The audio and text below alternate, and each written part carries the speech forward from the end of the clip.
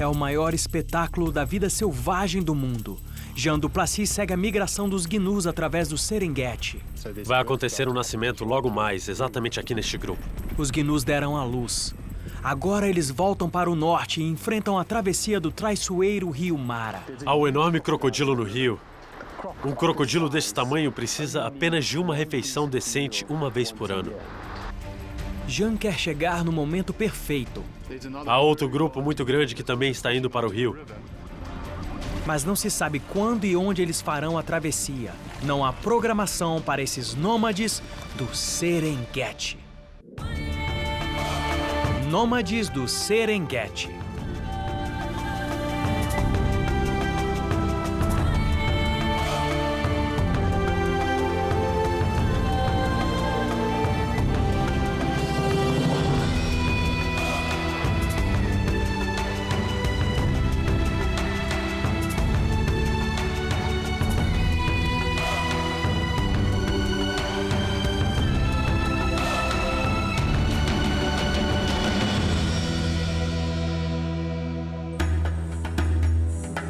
O Serengeti é um dos ecossistemas intactos mais antigos do planeta. Tem uma área quase do tamanho da Bélgica e abrange 2 países, a Tanzânia ao sul e o Quênia ao norte. Esse ecossistema evoluiu ao longo de milhões de anos. Todos os seres vivos aqui, desde o menor inseto até a maior criatura, têm um papel muito específico em mantê-lo equilibrado.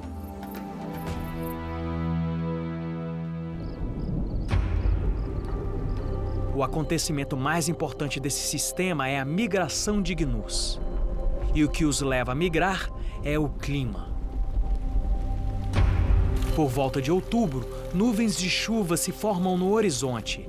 E as chuvas começam a se mover para o sul, marcando o início de uma das maiores migrações de animais do planeta. Tudo começa com as ações de um único animal, que depois, impulsionado por um instinto antigo, é seguido pelo resto da manada. É uma jornada perigosa, onde predadores esperam ao longo do caminho e atacam os rebanhos que passam. E há a perigosa travessia do rio Mara, onde milhares de gnus morrerão. Jean Duplessis, especialista em vida selvagem e guia de safaris, acompanha os rebanhos. Os gnus completaram a primeira trilha de sua jornada de 1 ano. Eles chegaram às planícies de vegetação rasteira, onde as fêmeas começaram a dar à luz. É o maior nascimento em massa de mamíferos do planeta. Acabamos de passar por uma fêmea quase dando à luz. As pernas do filhote estavam saindo, portanto, há um nascimento prestes a acontecer. Ela encontrou um lugar plano e está apenas dando voltas. Ela escolheu a segurança do rebanho para dar à luz por razões óbvias. Você sabe, hienas, leões e todos os tipos de predadores estão à espreita a essa hora da manhã e todos eles estão atentos a algo assim.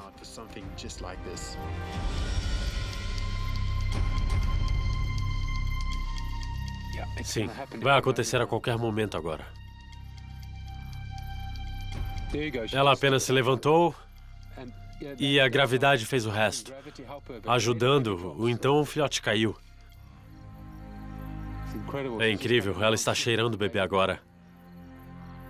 É incrível a rapidez com que tudo isso acontece. Já se passaram de 5 a 10 minutos e o filhote está começando a se mover um pouco mais. Ele meio que está tentando se levantar, fazendo força com as patas traseiras, mas muito desequilibrado. Esse filhote estará pronto para andar nos próximos 5 minutos.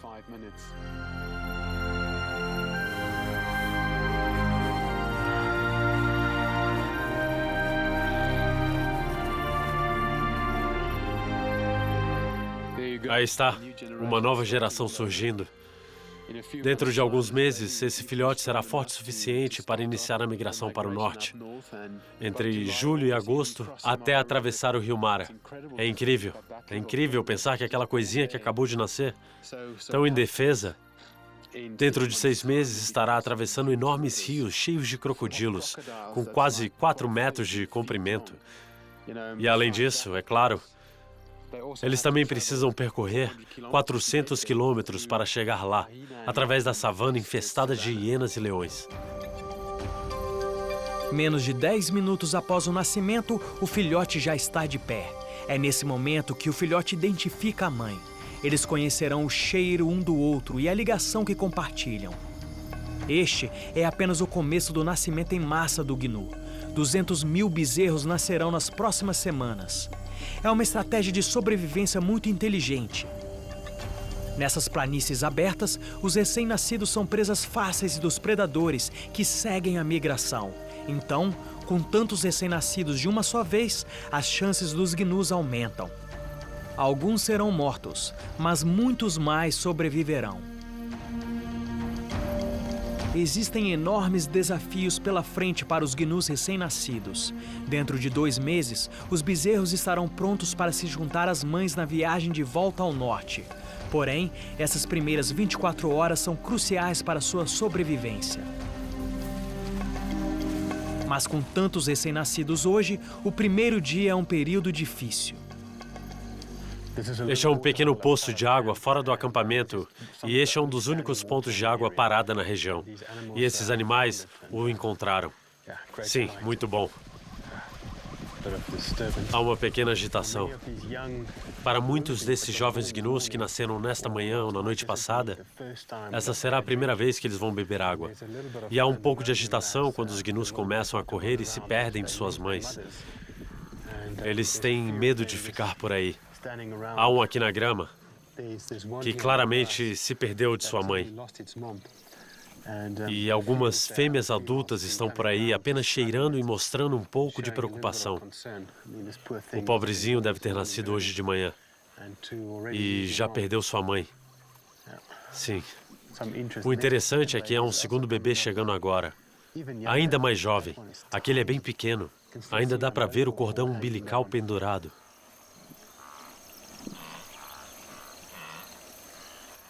Dá para ver que há algumas mães por aí cheirando alguns desses filhotes perdidos e elas os afastam imediatamente assim que percebem que esse não é o filhote delas. Os gnus são muito parecidos com morcegos ou flamingos. Todo filhote tem uma frequência específica que a mãe conhece. E você sabe, não é incomum que os filhotes se percam, mas eles geralmente se encontram.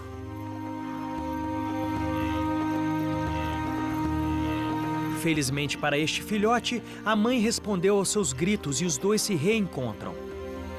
Os dois vão embora e o filhote fica bem perto da mãe dessa vez.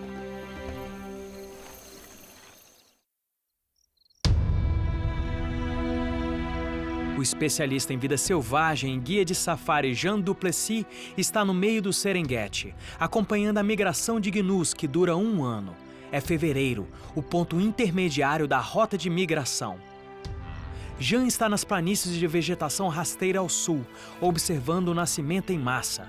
Todas as fêmeas de gnus dão à luz ao mesmo tempo. Centenas de milhares de bezerros nascem em um período de 2 a 3 semanas. Para uma espécie em constante movimento, esta é uma excelente estratégia de sobrevivência. Os recém-nascidos são vulneráveis aos predadores que seguem a migração. A única segurança está na quantidade. Assim, os gnus sincronizam seus nascimentos para lotar o mercado, por assim dizer. Alguns são capturados pelos predadores, mas com tantos filhotes, as probabilidades estão a favor dos gnus. Para os recém-nascidos, a vida começa rapidamente. Os filhotes ficam ativos 10 minutos após o nascimento. As primeiras 24 horas são cruciais para esses recém-nascidos. É quando eles se relacionam com as mães. Mas em um rebanho enorme, os mais pequenos se perdem. Jean encontrou um filhote vagando pela estrada principal, sozinho. Acabei de encontrar um filhote de gnu que está obviamente perdido. E o que acontece é que eles basicamente tentam se identificar com qualquer coisa. Então ele viu esse veículo dirigindo bem perto dele e veio correndo até ele.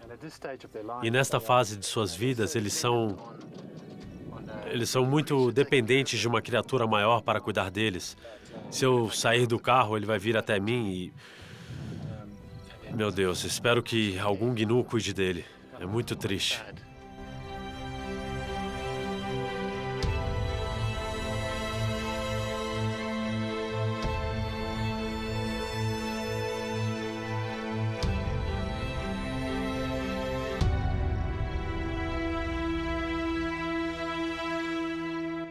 Acabei de encontrar um guepardo fêmea. Ela está agachada. Parece que ela está caçando. Ela está olhando para os gnus. Há alguns deles por aí, mas também há 4 ou 5 gazelas de Thompson que ela provavelmente está caçando. Parece que essas gazelas de Thompson estão se movendo na direção dela, mas ainda não a viram. Ela está lá. Lá vai ela.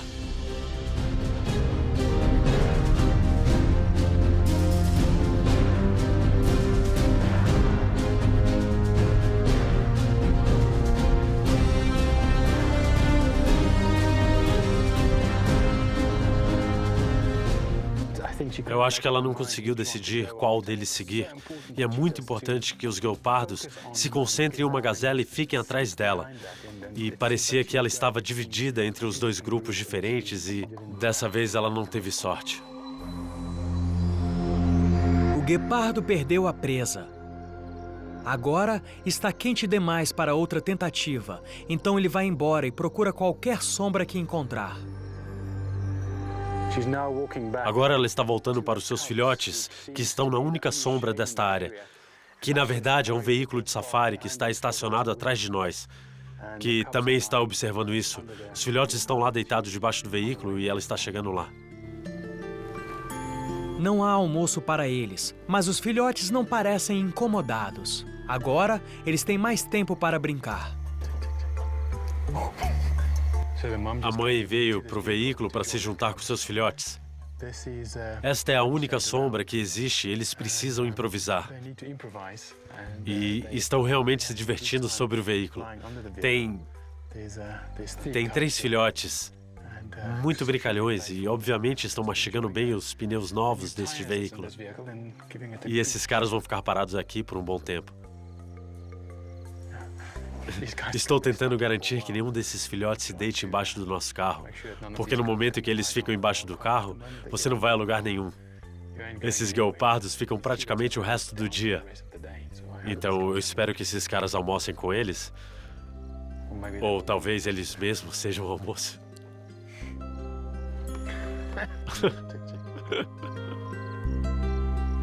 Os turistas terão que ficar parados até que os guepardos decidam sair, o que provavelmente levará mais alguma até que a temperatura comece a esfriar e os guepardos saiam para procurar o jantar.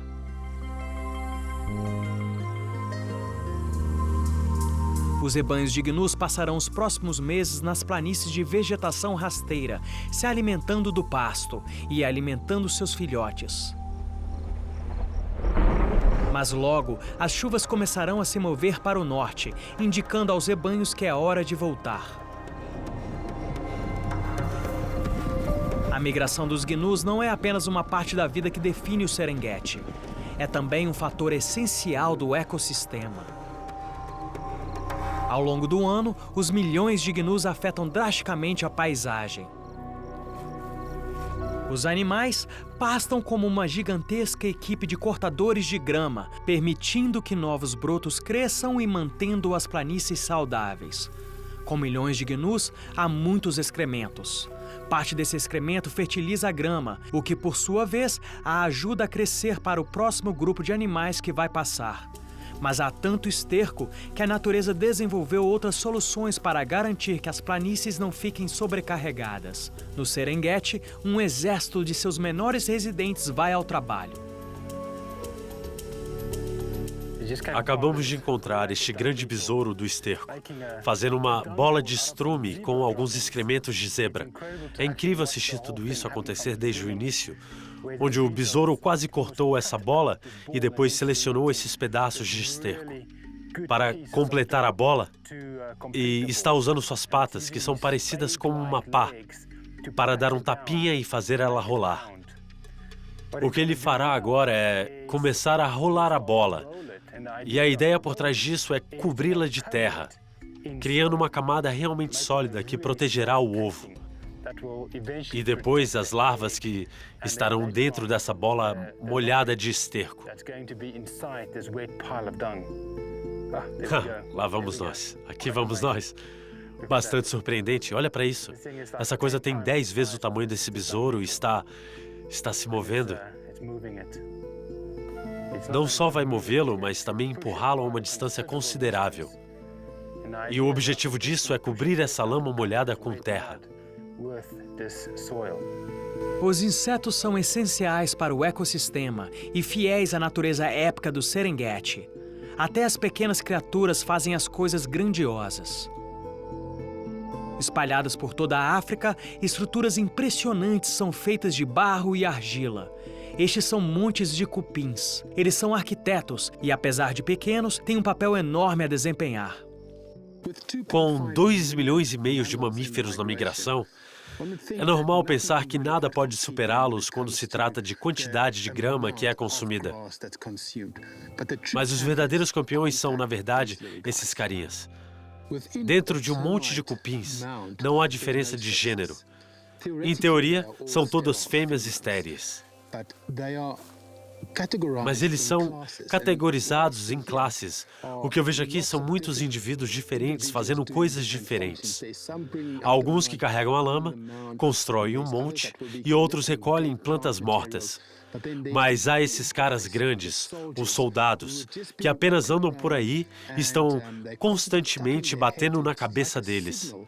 É como um sinal, e tenho certeza que eles estão um pouco perturbados por eu estar aqui. E isso é um sinal de que há algo por perto. E seu único objetivo será defender todos esses menores que são completamente indefesos. Esses cupins colhedores, na verdade, não carregam as plantas mortas com suas mandíbulas, mas eles as engolem e as regurgitam quando voltam ao monte. Essas plantas agem como uma essência para o crescimento de fungos. E é o que esses cupins comem. Essa também é uma das principais razões para essas chaminés, é que ela cria um sistema de ar-condicionado, que mantém uma temperatura constante dentro do monte de cerca de 26 a 27 graus Celsius. É um ambiente perfeito para o crescimento de fungos. Estes cupins colhedores comem enormes quantidades de grama e material vegetal.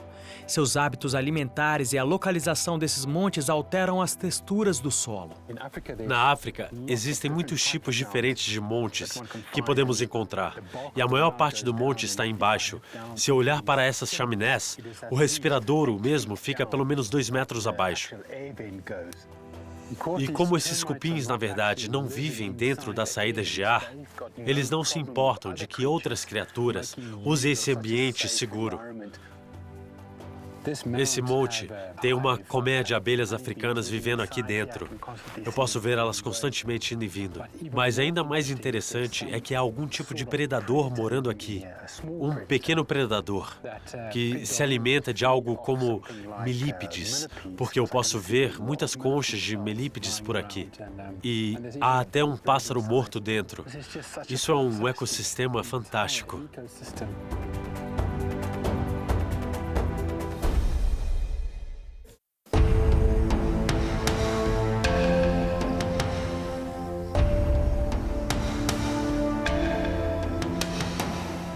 As planícies de vegetação rasteira no sul do Serengeti estão começando a secar.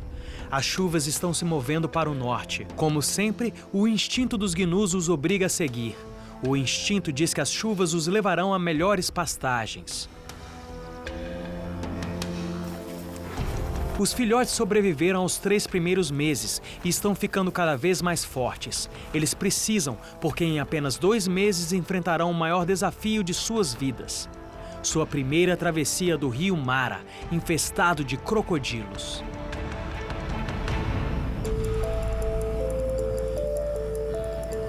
O especialista em vida selvagem e guia de safari Jean Duplessis tem acompanhado os rebanhos em vários pontos de sua rota anual. Ao longo do caminho, ele está tomando tempo para explorar algumas das relações dinâmicas no ecossistema do Serengeti. O Serengeti é um dos poucos lugares intocados do planeta. Isso o torna um lugar perfeito para ver como um ecossistema evolui para suportar uma variedade de espécies. Tudo, da grama a predadores e os gigantes da África. Todos têm seu papel e estão interconectados. Remova um e todo o ecossistema pode ficar desequilibrado. O elefante da savana é um animal grande e seu impacto nesse ecossistema é igualmente grande.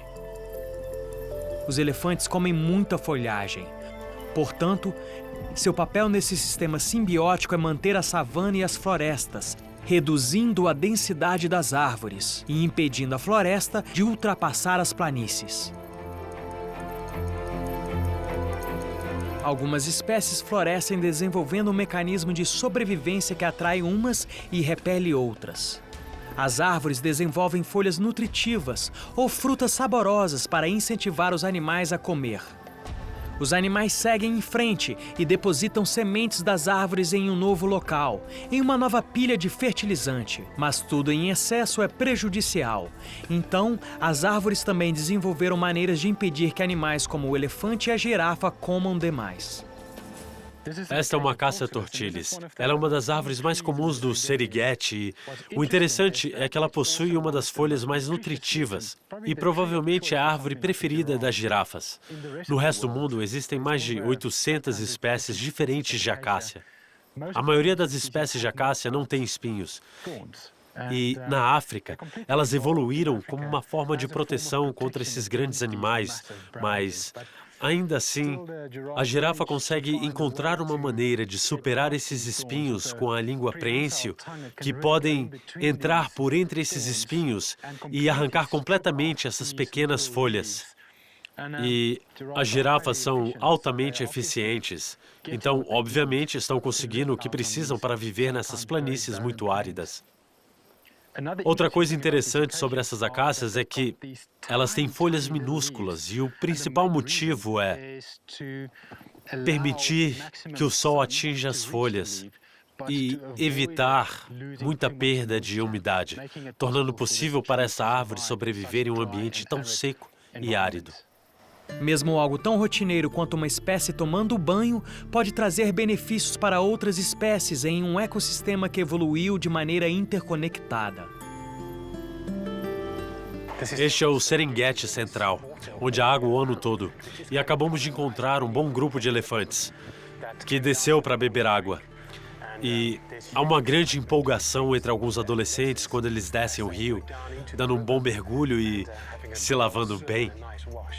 Em um ecossistema equilibrado, mesmo algo tão rotineiro quanto uma espécie tomando banho pode trazer benefícios para outras espécies. À medida que os elefantes brincam e se jogam na água, eles aumentam o tamanho da piscina, o que permite uma maior retenção de água e também gera mais acesso para outros animais beberem.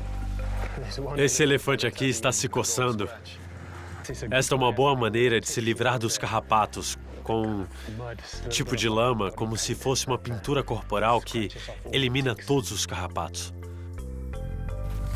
Ele está saindo agora. É muito importante que os elefantes tenham acesso à água regularmente. A pele deles é quase o dobro do tamanho que parece e é toda enrugada. Ao rolar na lama e na água assim, muita água fica presa nessas dobras e isso realmente os mantém frescos quando eles estão nas planícies, onde fica extremamente quente durante o meio do dia. Esta é uma linda fêmea.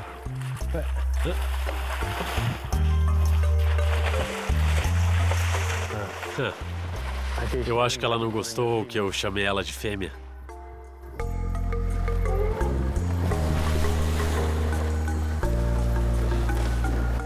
É incrível. Eles se lavam, brincam, se esfregam.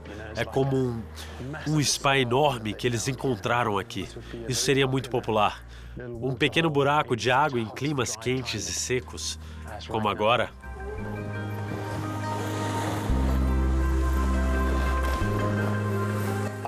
Ouvi uma dessas fêmeas mais velhas fazer o que chamamos de ruído abdominal. É um dos sinais de comunicação deles. Isso geralmente é um sinal de que eles querem algum tipo de movimento. Tenho certeza de que um desses dois aqui são provavelmente a matriarca e ela é responsável por esse pequeno grupo e provavelmente ela já teve o suficiente, é hora de seguir em frente. Mas esses jovens aqui não parecem estar com muita vontade de sair daqui. À medida que o Serengeti Central entra em sua estação seca e os córregos e rios desaparecem, essas poças se tornam refúgios para outras das grandes espécies da África.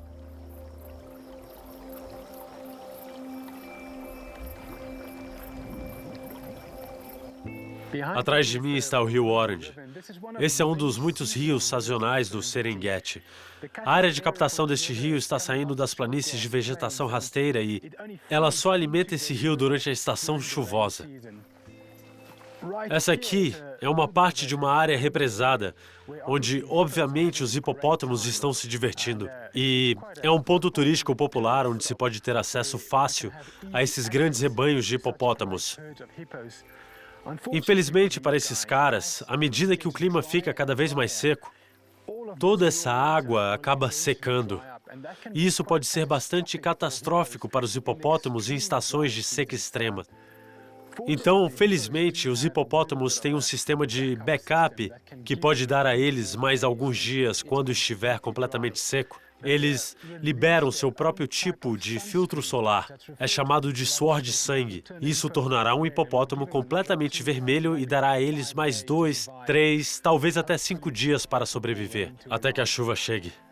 Esses hipopótamos podem passar por momentos difíceis em certas épocas do ano, o que é diferente dos hipopótamos que vivem no norte do Serengeti, morando no rio Mara, que tem um suprimento de água durante todo o ano.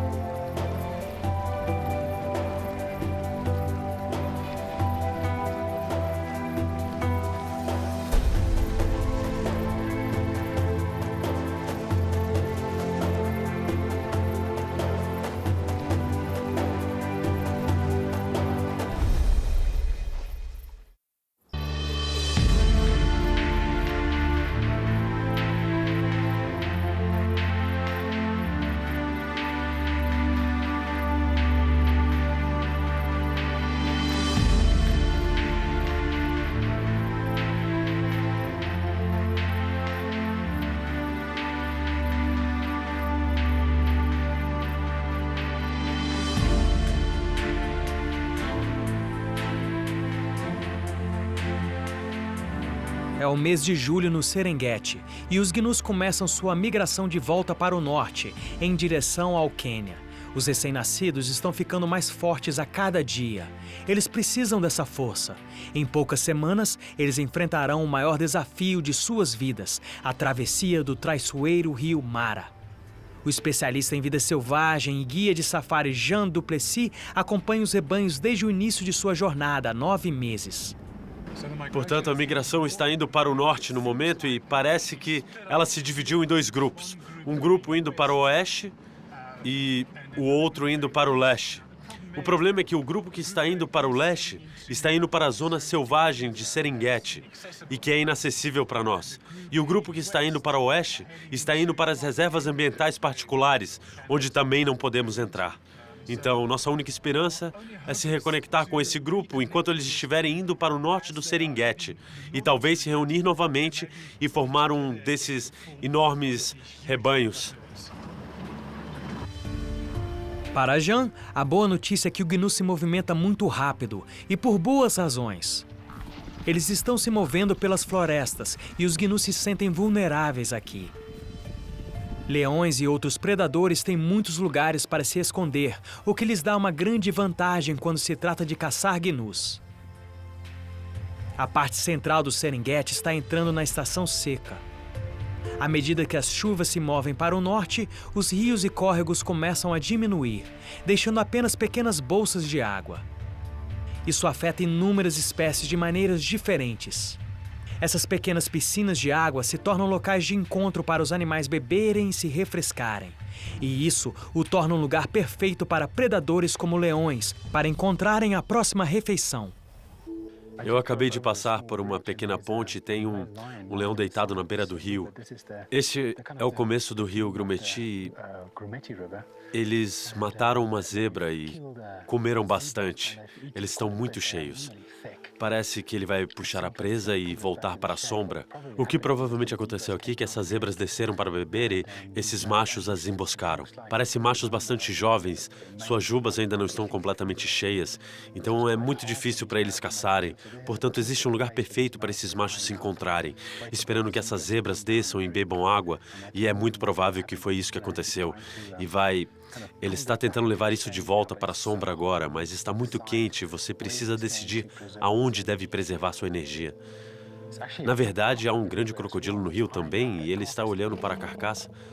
Aquele leão está rugindo e você pode ver esse crocodilo abrindo a boca e provavelmente rugindo de volta para o leão. É incrível ver algo assim. Os crocodilos evoluíram para viver na água, onde são caçadores rápidos e ágeis. Eles não são realmente projetados para atacar em terra. Quando os rios secam, os crocodilos perdem a maior parte de sua vantagem predatória e precisam se tornar catadores se quiserem comer. Nada desse animal vai ser desperdiçado. Sempre há outras espécies que se juntam para assumir o controle quando outra desiste.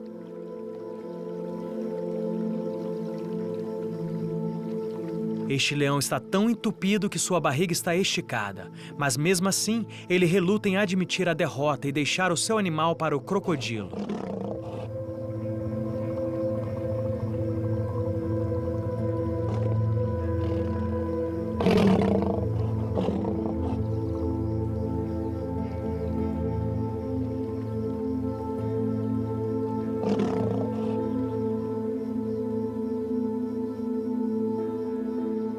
O leão recua.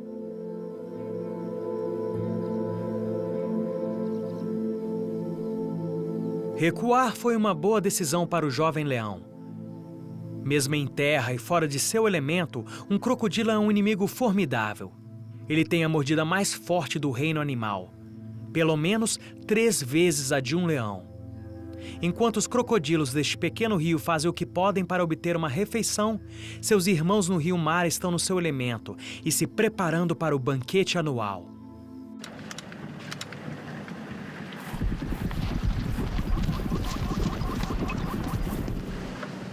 Este é o rio Mara. E este é o último grande obstáculo que esses recém-nascidos terão que enfrentar. Eles precisam não só atravessar esse rio, correndo o risco de escolher um ponto de travessia ruim e morrer aos milhares, como também precisam nadar rodeados por crocodilos monstruosos, que estão ali esperando o ano todo por essa travessia.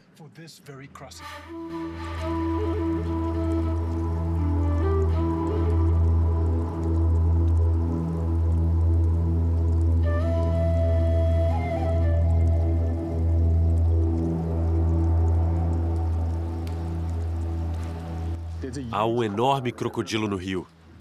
O que é extremamente interessante sobre os crocodilos em geral é que eles são de sangue frio.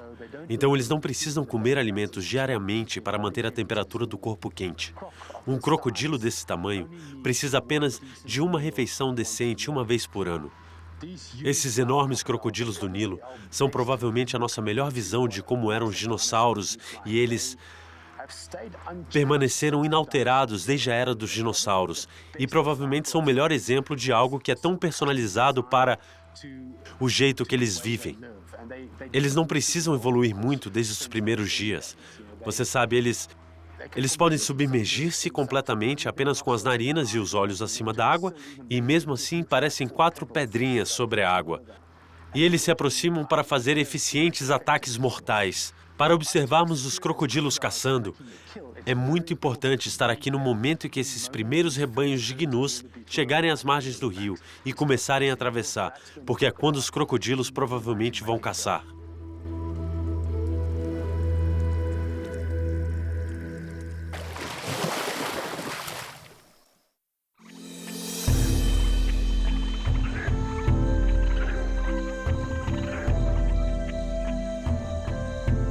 Agora é agosto, e em breve os rebanhos de gnus estarão de volta ao rio Mara.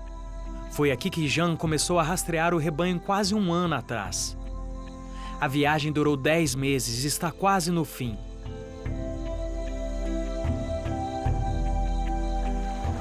O rio Mara é a força vital do ecossistema do norte do Serengeti.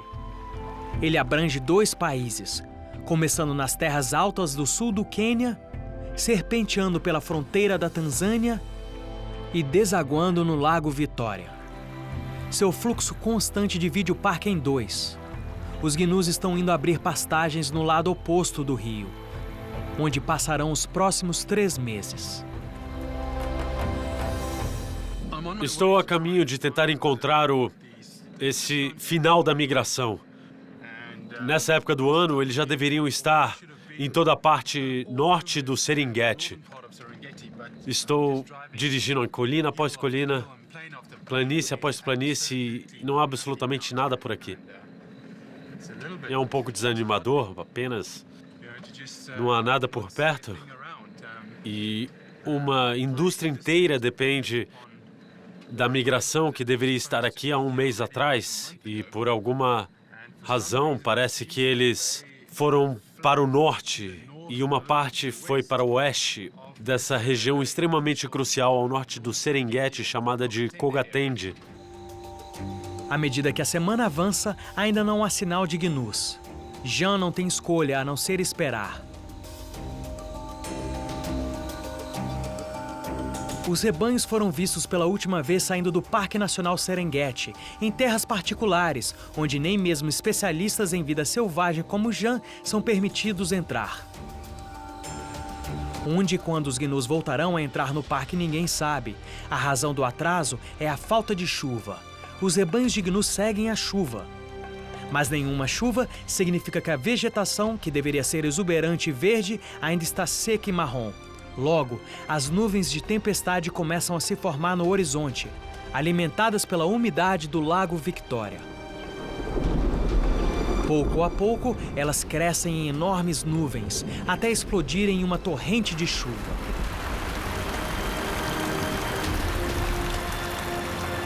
Essas tempestades curtas e intensas cruzam o norte do Serengeti e seguem em direção às pastagens ao norte do rio Mara.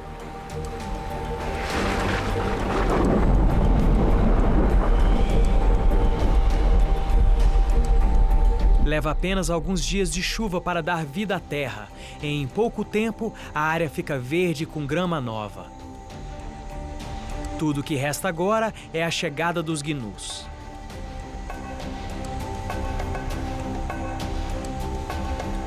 Então, eu cheguei à região um pouco mais cedo. A migração ainda está para chegar, mas houve algumas pancadas de chuvas com trovões ontem à noite e isso geralmente atrai os rebanhos. Portanto, não há muito o que fazer além de sentar e esperar. E até que o Serengeti não é um lugar muito ruim para esperar.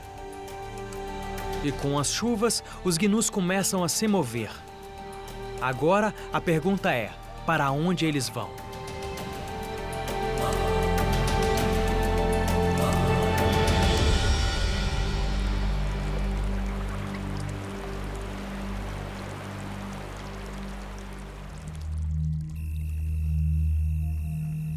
Na manhã seguinte, Jean sai bem cedo em busca dos rebanhos que ele sabe que virão.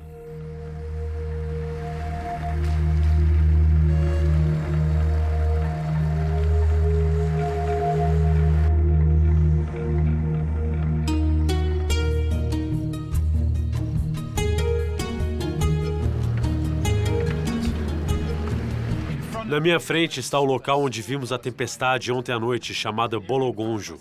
E atrás de mim está a Kogatende. E eu acho que eu vou encontrar os grandes rebanhos logo após essa elevação.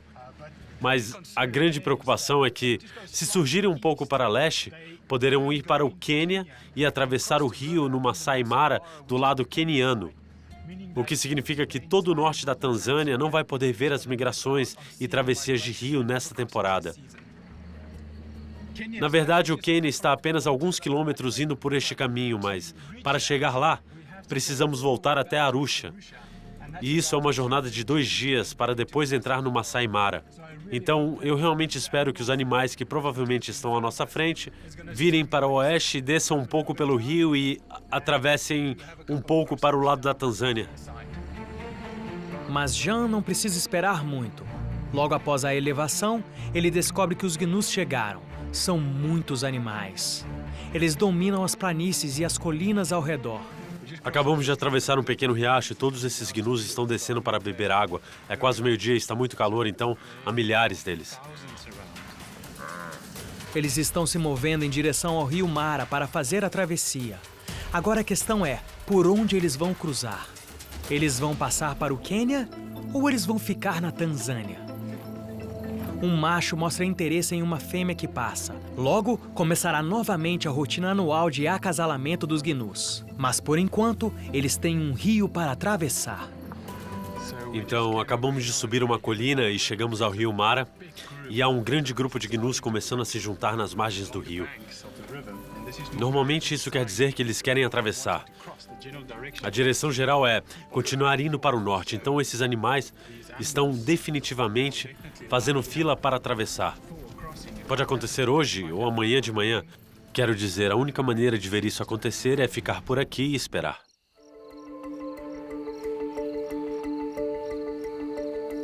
A migração dos gnus é um dos maiores espetáculos do reino animal. Eles passam a vida toda quase sempre em movimento, em um ciclo que os leva ao redor do Serengeti. É agosto e eles estão voltando para o norte. Um obstáculo permanece: a travessia do rio Mara infestado de crocodilos.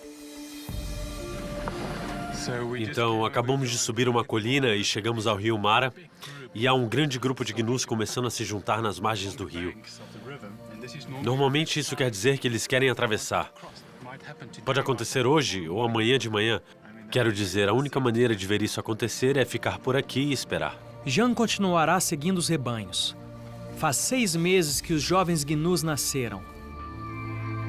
Essa travessia do rio é um evento importante para os gnus adultos que já fizeram isso antes. Mas é a primeira vez que os mais novos veem esse rio. A evolução sincronizou os nascimentos para que os recém-nascidos tivessem tempo suficiente para desenvolver sua força e coordenação antes de encontrar o rio. Esse grupo na minha frente provavelmente tem entre 2 e 3 mil. Talvez mais, mas ao norte há outro grupo de 2 mil.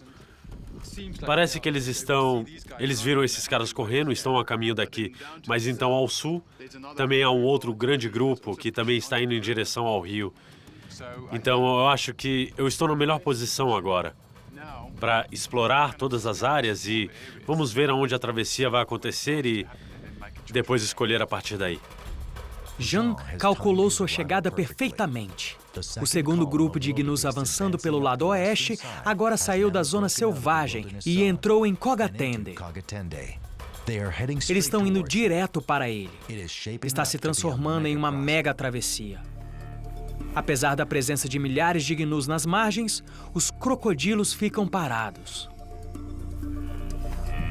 Um ponto de travessia após o outro é ultrapassado, enquanto os animais que estão na frente avaliam suas chances de sobrevivência. Finalmente, eles escolhem. E um único animal desce, desencadeando uma cachoeira de gnus atrás.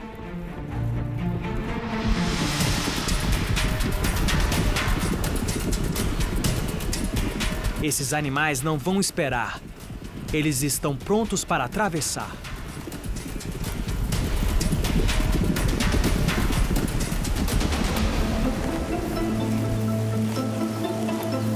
Os primeiros gnus pulam, seguidos dos filhotes.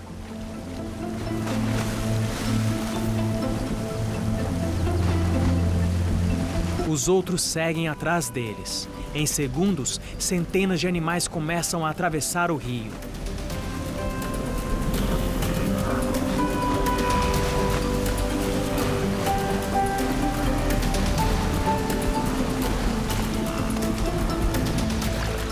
Os crocodilos são atraídos pela agitação. Então, esses gnus cruzaram a manhã inteira e há 2 ou 3 enormes crocodilos se aproximando dessa fila que está atravessando o rio.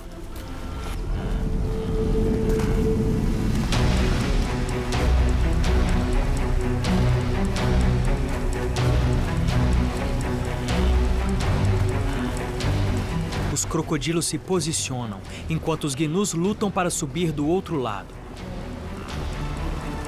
Depois de ver os crocodilos, o resto do rebanho para de atravessar.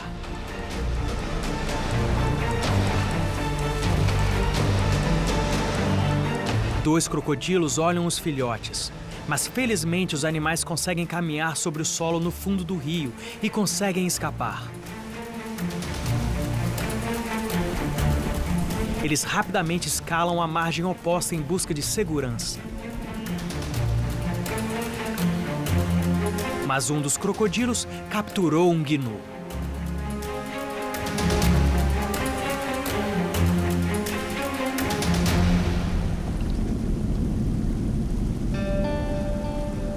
Bem no final da travessia, havia um crocodilo enorme que agarrou um filhote que estava lutando para subir nas rochas e o puxou para baixo. Então o segundo crocodilo entrou e literalmente abocanhou a cabeça inteira desse gnu e eles submergiram. Foi a última vez que os vimos.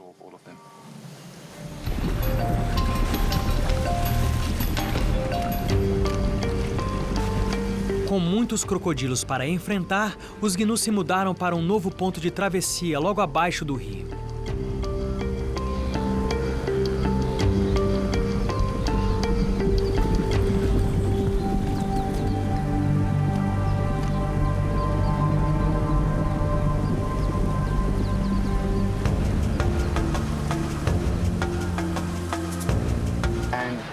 E estamos aqui sentados e pelo menos nos últimos 30 minutos não parou esse fluxo constante de animais cruzando o rio.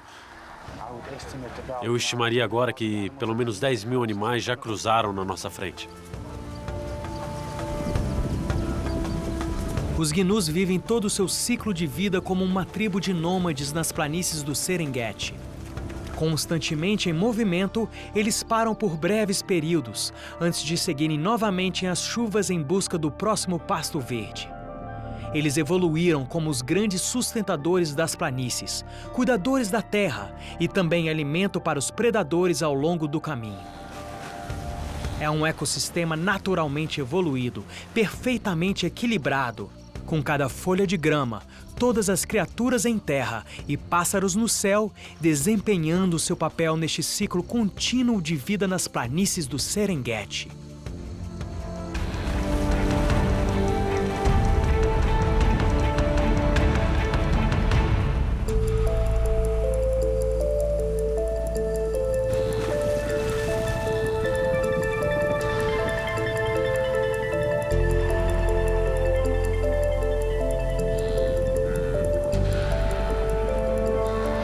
Então é isso. Essa migração de gnus e zebras é uma das últimas mega migrações remanescentes no planeta. E o que torna isso tão bem sucedido é o fato de que o Serengeti permanece intacto há tantos anos.